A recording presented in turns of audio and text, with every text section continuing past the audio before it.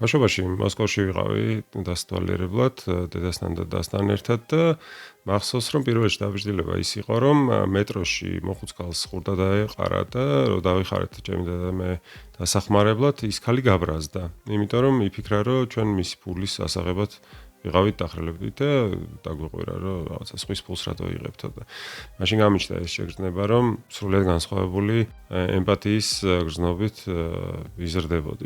ემპათია რას გულისხმობს ხო რომ უნდა დაინახო სამყარო სხვისი თვალებით და უნდა შეიგრძნო ეს სამყარო სხვისი პერსპექტივიდან. და როდესაც ირაკლი კობახიძე ამბობს აი ამ ფრაზას, თქო უნდა, შეიძლება იყოს გულწრფელი სულელი, პირდაპირ ვიტყვი, მაგრამ მათ მიმართაც ჩვენი თანაგრძნობა იქნება ნული, იმიტომ რომ სისულელეც არის დასჯადი, როცა შენ უპირისპირდები ეროვნულ ინტერესებს.